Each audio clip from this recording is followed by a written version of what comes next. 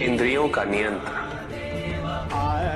दया, शांति, तप, क्षमा, ध्यान और सत्य।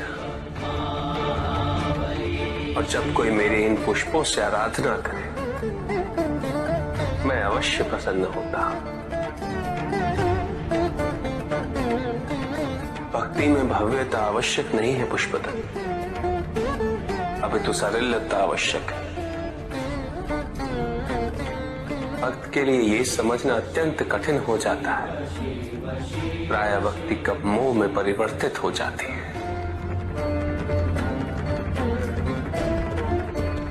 और ऐसे में पथ भ्रमित होना अनिवार्य है।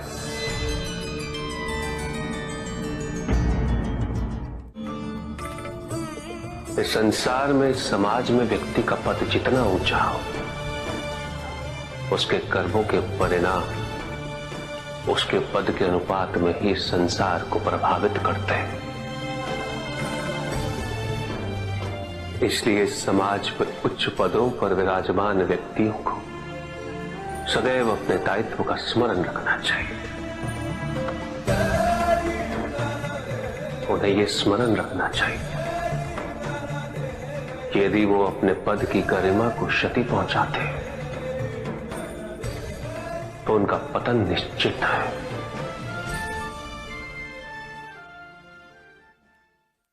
एक संबंध की सफलता वो है जब शब्दों की आवश्यकता ही समाप्त हो जाए, केवल आभास रहे, विश्वास रहे, जागरूकता रहे, संतोष रहे। बिना कहे ही दोनों एक दूसरे की बात समझ लें। अवश्य स्वामी। और दाम्पत्य जीवन के सफल होने का ये एक बहुत महत्वपूर्ण प्रमाण भी है। रुक जाओ, महत्वपूर्ण ये वृक्ष है, इन्हें काटना बंद करो। ये वृक्ष हमें छांव देते हैं, फल देते हैं। वृक्षों के बिना इस पृथ्वी की कल्पना संभव नहीं। इनका संरक्षण किया जाना चाहिए, हनन नहीं। हम सभी को इनका संरक्षक बनना होगा। हम अपनी आवश्यकता हेतु इनका उपयोग करते हैं, ये क्या अनुचित है? यह आवश्यकता किसने उत्पन्न की? किसने बनाया ये नियम? तुम ये सोचते हो कि तुम शक्तिशाली हो और यह वृक्ष असहाय है। यदि तुम प्रकृति के साथ अन्याय करोगे तो प्रकृति अपना प्रचंड रूप धारण कर तुम्हें दंडित करेंगे और उस दिन इस संसार में तुम्हें अपनी नग्नता का बोध होगा। प्रत्येक वृक्ष को वर्षों लग जाते हैं उगने में, विकसित होने में, अपनी पूर्णता प्राप्त करने में। उसके पश्चात वो हमारा पोषण करते हैं, निस्वार्थ भाव से हमारी सेवा करते हैं। हम स्वयं इनका शोषण कैसे कर सकते हैं? तुम अपने आप को मनुष्य कहते हो। मनुष्य तो विचारवान होते हैं, संवेदनशील होते हैं। जो अपने स्वार्थ हेतु वनस्पति और जीव जंतुओं का शोषण करे, वो कैसा मनुष्य? जो तुम कर रहे हो वो प्रकृति पर अत्याचार है और अत्याचारी सदैव अत्याचारी ही होता है। अपनी प्राकृतिक संपदा की रक्षा करना प्रत्येक मनुष्य का उत्तरदायित्व है। यदि ये वृक्ष विरोध नहीं करते हैं, उलाहना नहीं देते, तो तुम सबने ये समझ लिया कि इन्हें कष्ट नहीं होता। यदि इन वृक्षों को काटने पर रक्त नहीं निकलता, तो तुम सबने ये समझ लिया कि इन्हें पीड़ा नहीं होती। किंतु क्या कभी तुम सबने ये सोचा कि एक वृक्ष काट कर तुम प्रकृति से उसकी संतान छीन लेते? एक वृक्ष को काट कर न जाने कितने ही पक्षियों से, पशुओं से उनका आश्रय छीन लेते। भूल हर माता पिता से होती है और सदैव होती रहेगी। क्योंकि कोई एक मार्ग निर्धारित कहां है। प्रत्येक संतान भिन्न होती है, प्रत्येक माता पिता भिन्न होते हैं, उनके अनुभव भिन्न होते हैं। आवश्यक ये समझना है कि संतान को पोषण चाहिए, संरक्षण चाहिए, शरीर के लिए, मन के लिए, उसके आत्मसम्मान के लिए। संतान के लिए यह जानना आवश्यक है कि माता पिता को उस पर विश्वास है या नहीं, माता पिता का उसके प्रति व्यवहार कैसा है। इससे संतान अपना मूल्यांकन करती है। उन्हें सम्मान दो, उन्हें स्वतंत्रता दो, उन पे विश्वास करो, अच्छे आहार, अच्छे विचार, अच्छे संस्कारों से उनका पोषण करो, फलने दो उन्हें, विकसित होने दो और उनके मंगल की कामना करो। संतान की जिज्ञासा को धैर्य के साथ, सही तर्क और उत्तर के साथ संबोधित करना अति आवश्यक है। यदि माता पिता ही उत्तर ना देकर क्रोधित होंगे तो संतान की जिज्ञासा संभवतः उन्हें ऐसी दिशा में ले जा सकती है जो उचित ना हो। जन्म देना ही माता पिता का एकमात्र कर्तव्य नहीं होता, उन्हें अपनी संतान के व्यक्तित्व का सुधार भी करना होता है। सदैव माता पिता पर आश्रित रहने से संतान की उन्नति संभव नहीं होती। उसे अपना मार्ग, अपना उद्देश्य स्वयं ढूंढना होता है।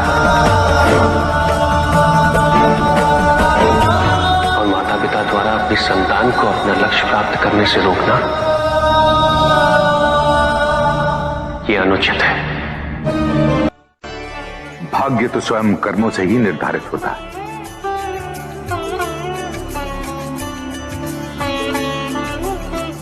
हमें ज्ञान चर्चा का विषय मिल गया है। तो प्रश्न ये है कि हमारा भाग्य हमारे कर्म निर्धारित करता है या हमारे कर्म हमारा भाग्य बनाते हैं।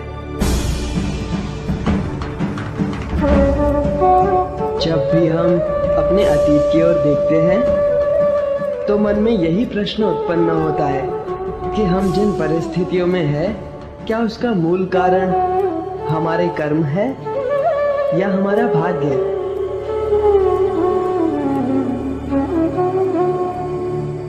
किंतु कर्म और भाग्य एक दूसरे से पृथक नहीं है, बल्कि एक दूसरे के पूरक है।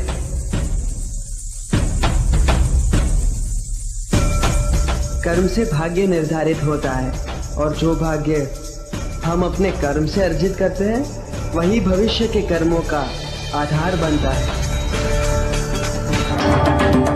इस समय ये पंख इस सभागृह के वायु पे आश्रित है।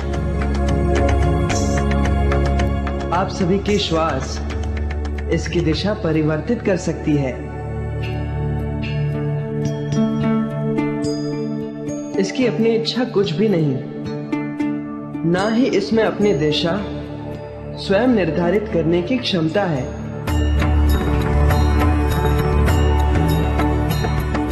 उड़ते उड़ते कीचड़ में गिर जाना इस पंख का भाग्य हो सकता है, किंतु हमारे द्वारा कर्म ना करने के कारण किसी कठिन परिस्थिति से गिर जाना, इसका दोष हम केवल भाग्य को नहीं दे सकते।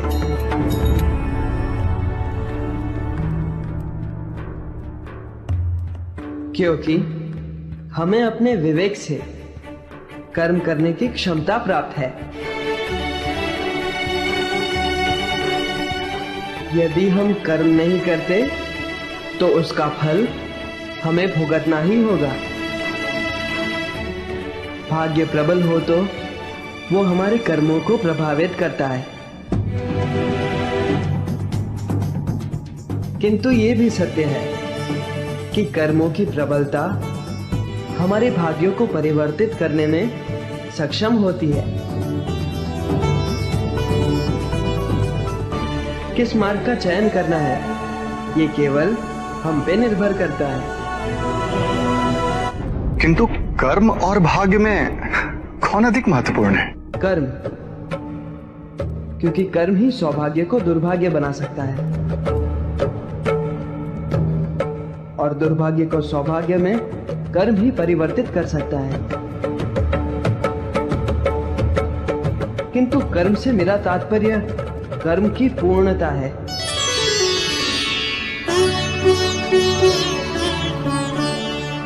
जिस प्रकार केवल जन्म देने से माता पिता का कर्म पूरा नहीं होता, अपनी संतान का पोषण करना, उसे इस योग्य बनाना कि वो संसार में आत्मनिर्भर हो सके, ये भी तो माता पिता का ही कर्म है।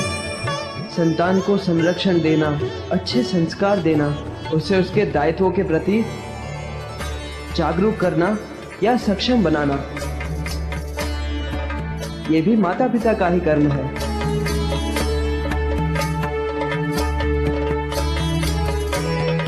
कर्म को मात्र एक औपचारिकता नहीं बल्कि धर्म समझ के उसका निर्वाह करना, यही अच्छे भाग्य का, अच्छे भविष्य का बीजारोपण करता है। श्री गणेश की, श्री गणेश की। तुमने कहा कि कर्म और भाग्य के मार्ग का चयन करना हम पे निर्भर करता है।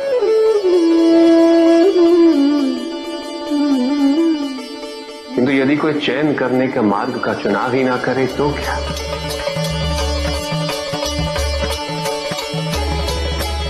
यदि इस पंख के लिए इसका महत्व ही ना हो कि वो कीचड़ में गिरा या किसी के शीर्ष पे अलंकृत हुआ। कर्म और भविष्य के मार्ग से पृथक होकर एक मार्ग और होता है,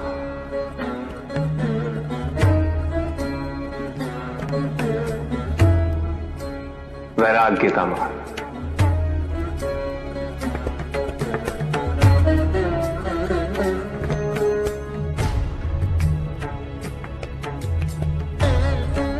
संसार अनेक युगों तक कर्म और भाग्य की प्रबलता पर विमर्श करता रहेगा और ऐसे विमर्श समाज की उन्नति में सदैव सहायक सिद्ध हो।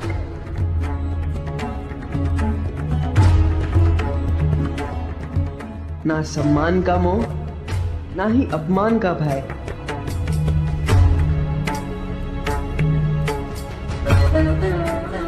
अर्थात एक ऐसी दशा जिसका होना ना होना किसी भी परिभाषा के परे है।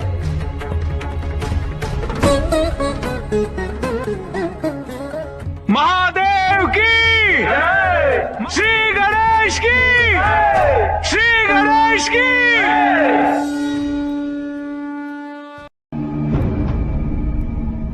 तो आप सबकी मंशा मेरे भोजन में परिवर्तन लाने की है।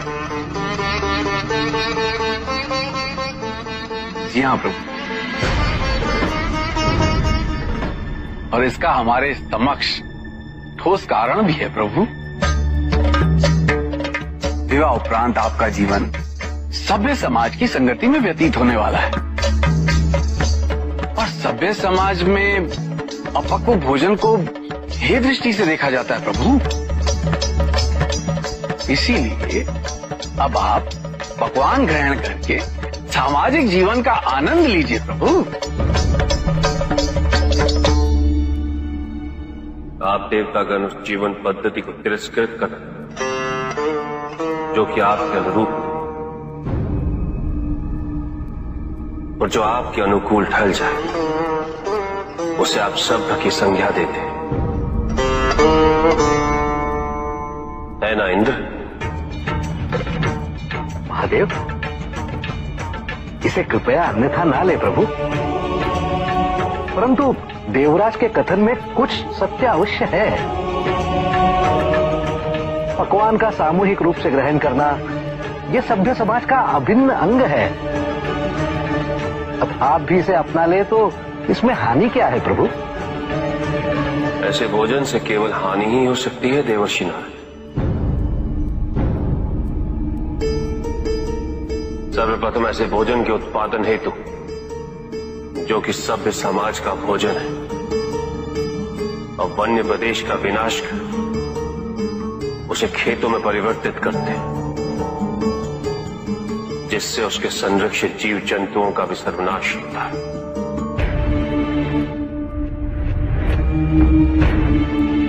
हम अपने शरीर का पोषण करने हेतु जीव जंतुओं की हत्या करते हैं, खेतोkét को सिंचित करने हेतु नदियों के प्राकृतिक बहाव को कृत्रिम साधनों से रोक देते हैं। इससे विपदा और अकाल की स्थिति उत्पन्न होने की आशंका सदैव बनी रहती है। जल जीवन का भी सर्वनाश होता है। तत्पश्चात उस अन्न को पकाने हेतु हम वृक्षों को काटकर ईंधन की आवश्यकता पूरी करते हैं।